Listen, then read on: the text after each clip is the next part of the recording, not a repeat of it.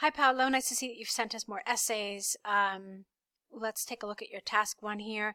Just keep in mind, please, that it's very, very helpful if you can actually copy and paste the image into your file, because I really do need to refer to those when I correct these. So again, in the future, just try to correct it. I'll see what I can do from memory, but I may have to look for the image as well, just to help correct this, okay?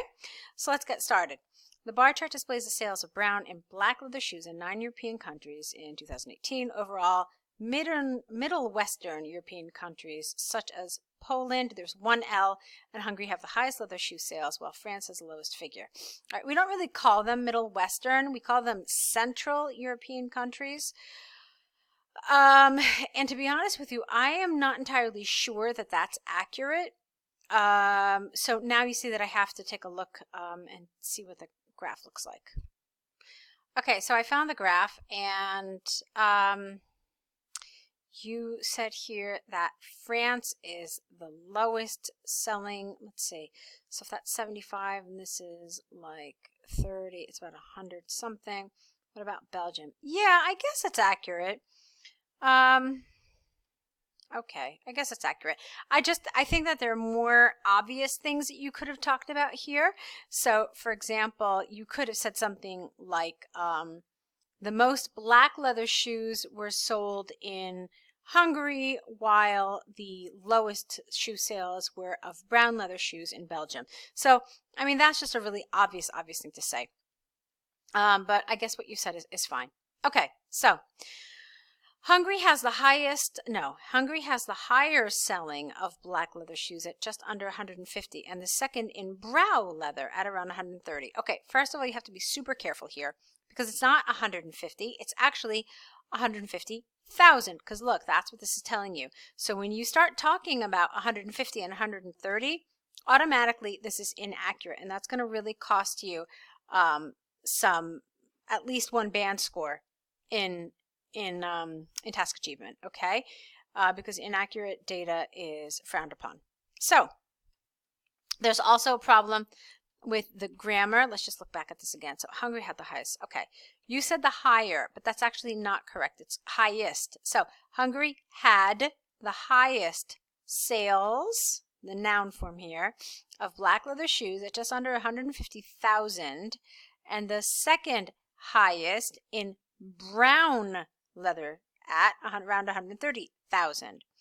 Similarly, Italy had the second place. That's awkward, the second place of black leather shoes. The second highest black leather shoe sales at around 124,500, and the fourth in brown leather. Poland, this is all in the present tense. I guess if it's consistent, it's okay. So I'm going to leave it like that. So Poland holds the first position in brown leather shoes at around 140,000, but it has a low number in black leather at just above 50,000. Germany has a similar pattern to Poland, with the third place in brown leather shoe sales at around 130 and black leather shoes at just under 75. Okay, in spite of having the third highest, not higher, sales of black leather shoes at just above 100, we're not talking about percentage. Careful, these are numbers we're talking about, not percentages. So you could have said here the figure of brown leather shoe sales in Belgium is insignificant. Holland, Ireland, and the UK are quite similar, with sales between 50 and 100. Finally, France has medium to low sales in both at around 35 and 70. All right, this is, you have to say respectively, but which color is which? So you have to be specific here. But brown leather shoe sale, no, not but, with brown leather shoe sales double those, not that, of black ones. Okay. Well, the good news is that you included all the countries, and that's important, because without including all of them, you can't get anything above a 4. But as I said, because you skipped those zeros and the data became inaccurate, that's really going to cost you in terms of your task achievement. I can't really say that I loved the way you organized this. I found this whole paragraph really rather difficult to follow because it was just kind of like a mishmash, like it wasn't really clearly laid out. So if I were to try to draw this, I would probably kind of struggle a little bit. And for me, that's the sign of a good task 1. If I can draw it without having it in front of me, then that means that the person has done a really, really good job of describing it. Here I found the way you organize your answer not totally logical, so that would be my issue with this. Because look what you did. You went brown leather, you said black leather and brown leather, and then black leather and then brown leather, and then here you started talking about the highest brown leather, and then but they weren't the high. So it was just very confusing the way you decided to organize this. I don't know if that makes sense, because it sounded like you were going to prioritize black leather shoes, and then you kind of flip-flopped and you started talking about the highest brown leather shoes. So it was all very confusing to me. So then you're probably wondering, okay, well, Ellen, how would you organize this? So let me give you some tips about how I think you could have organized this. First of all, I think it's very useful to refer to these, use these as your guide, and you kind of did that, but it's also a matter of grouping. There was some grouping, but not really a lot, so it ended up just getting very full of detail. So here's what I'm suggesting. I'm suggesting that you start with black leather shoes and mention that this was the highest sale of anything, of any type of color in any country, so talk about that number, and then I would say that it was followed by Italy and Belgium at this number and this number respectively. Okay, then I would probably talk about the lowest number here, which is France. I would say that this is the only one under 50,000. It was the only one. And then what I would do is I would group 1, 2, 3, 4, 5 together. I would say that these 5 countries, I would name them, were all between 50 and 100,000. And then I'd get out of there. Okay, because you don't want to get too detailed. And quite frankly, we're not really concerned about those middle numbers, are we? Okay, then I would do something very similar with brown leather shoes. So I would again say that Poland had the highest shoe sales. This is my next paragraph, okay? So Poland's highest shoe sales here. In second place were Germany and Hungary here, but Italy was right there. Then I would talk about Belgium, and then again, group these guys together. All right, it's 1, 2, 3, 4 of them. And of course, the other thing that you have to bear in mind when you organize your answer like this is you want to avoid this in the first place, in the second place, in the third place, and so forth. So you want to use some appropriate vocabulary as well, saying, you know, had the highest sales, sold the most shoes, so things like this, the second most shoes, the least number of shoes, etc. Okay?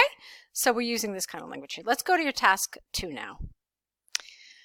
All right, so let's take a look at your task 2. Here it is. Experts throughout both the developed and developing world have debated the impact of technology on man's social behavior. Some argue that man has become more social due to technology. Personally, I strongly disagree. Okay, this is fine. The grammar and everything is fine. But the thing is that here you have 2 contrasting ideas. You have this positive idea and then you have this negative idea. So joining 2 opposing ideas just with a comma is really not enough. So you're going to have some sort of linker showing contrast here, something like a however, yet, but. One of these would be fine. So this essay will state that technology is causing mental health. No, it doesn't cause mental health. It's causing mental health problems, or you could say it is causing mental health issues and ruining true friendship, using examples from the Brazilian government and American Journal of Psychiatry to demonstrate points and prove arguments. Okay, so let's move on.